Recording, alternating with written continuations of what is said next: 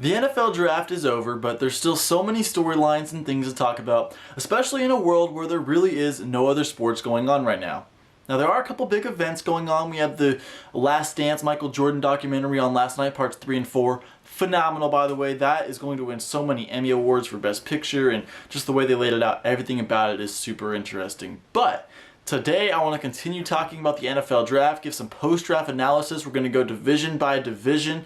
So if you missed any of my pre-draft or any of my quick round day 1, 2, or 3 analyses, be sure to check out the channel, which is right there. And also, when you're there, go ahead and hit subscribe as well. So today, I want to talk about the AFC East and talk about the 4 teams in the division, and not give a letter grade because I don't believe in giving a grade on the draft, but just giving my overall thoughts on how I think this could help them and who's better positioned to win in the near future in the division. So we'll start with last year's division champions, the 12-4 New England Patriots.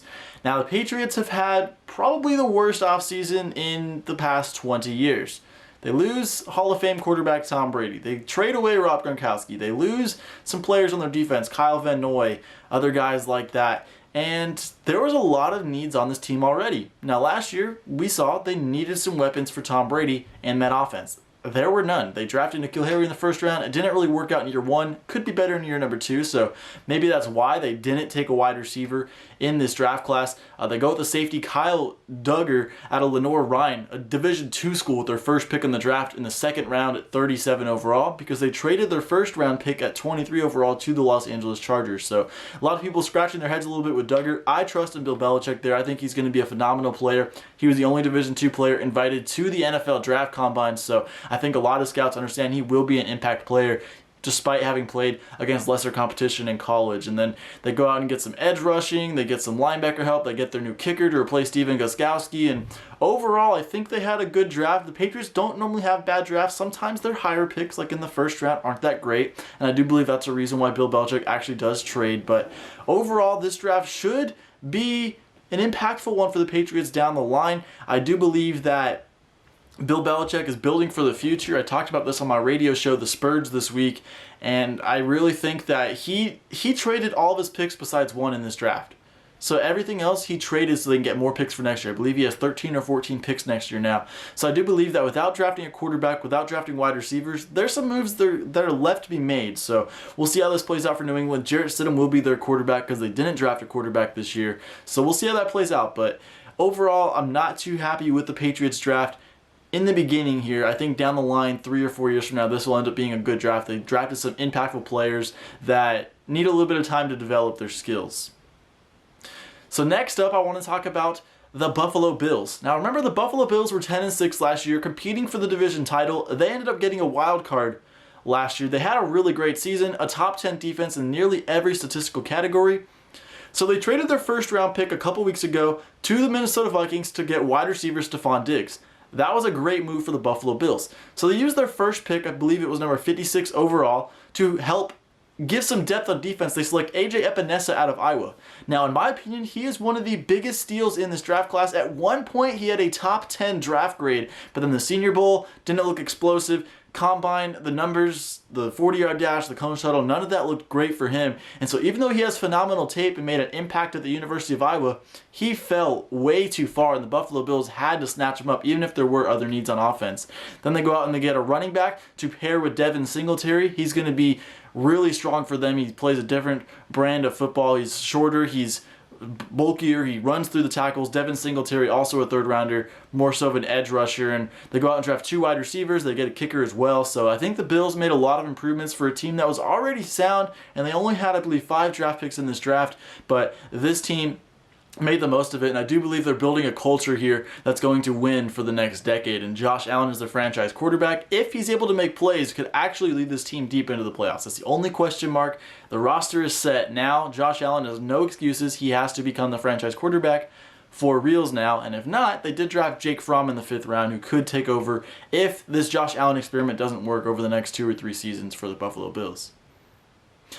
And then next, I want to talk about the Miami Dolphins. So they had the most draft picks coming into this draft. I don't think they left with the most. I believe the Minnesota Vikings left with the most draft picks, but the Dolphins, I believe, had 13 or 12 draft picks, and they had 3 in the first round. They took advantage of that. They took their franchise quarterback at number 5, Tua Tagovailoa. They get a tackle on the right side or the left side in Austin Jackson out of USC. They were also able to get a cornerback that many thought was a little bit of a reach at 30, but they like his overall talent, Noah Igbinoghene. I'm sorry if I mispronounced that name. It's a really tough name to pronounce, but they already have Xavier and Howard and Byron Jones at corner, so they didn't really need a number 2 or number 1 corner at that slot, but drafting him, who's a guy who hasn't played much football but has a lot of length and speed and just raw ability, I think that made a lot of sense for Brian Flores, who is a defensive coach off the Bill Belichick tree, to help develop over the next couple years. And if for some reason their corners don't work out or they need him to convert to safety, they will be able to do that and he can make an impact down the line. Because I believe the Dolphins realize this division is wide open,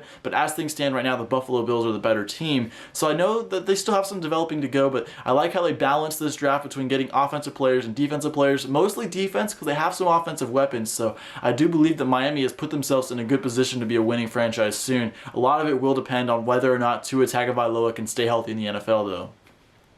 And then finally, the New York Jets. A lot of people are ripping their draft, but I actually kind of liked what they did. They took Mekhi Becton in the first round with the 11th overall pick. Many believed that was the wrong draft pick because Tristan Wirfs was still on the board. He ended up going to Tampa Bay.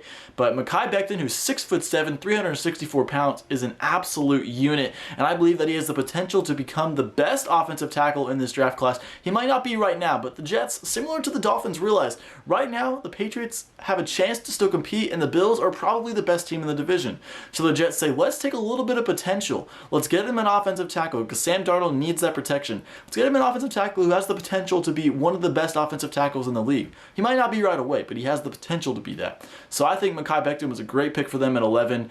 They could have gone wide receiver. They could have taken Tristan Wirfs. They could have taken a defensive tackle, but they went straight for the offensive line knowing that Sam Darnold needs help. And then in the second round, they're able to get Denzel Mims with the 59th overall pick. That was a steal. He had a second round grade on my board and many other boards, but a lot of people, including myself, had him going in the first round as a reach in many mock drafts. So the fact that he fell all the way down to 59 is because of his injury history and some of the concerns there, but he's a guy that's 6'3", 215 pounds. He ran a 4.38 40. He's going to be a burner. He's a red zone target. And now Sam Darnold has a little bit of an offensive line. He has his running back already in Le'Veon Bell. They drafted Denzel Mims. I really like the moves that the Jets made in the draft. They got some extra depth in the later rounds. In the backfield, they got a good safety in the third round that's going to make an impact right away. You can pair him up with Jamal Adams if they don't trade him.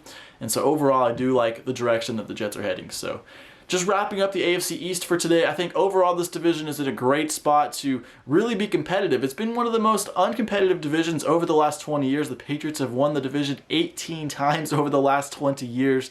And now with the Tom Brady era ending in New England, and we're not really certain which way they're going to go, that era could be over. I don't want to say it is over because Jarrett Stidham could be the guy for them, and maybe they have some tricks up their sleeves. Bill Belichick always has tricks up his sleeve. But overall, this AFC East is set to be exciting. You've got two teams outside the Patriots now in the Bills and the Dolphins who are building a winning culture. Even if they haven't won yet, they're building that winning culture. They're laying the foundation, and the Jets have maybe the best quarterback in the division now and a team that's slowly going to be on the rise. So there you have it. There's my thoughts on the AFC East. Let me know what you thought down below in the comment section. Did any of the teams have a great draft? Did any have a bad draft? Be sure to comment that down below. And as always, I'd love it if you leave a like on this video and subscribe to the channel.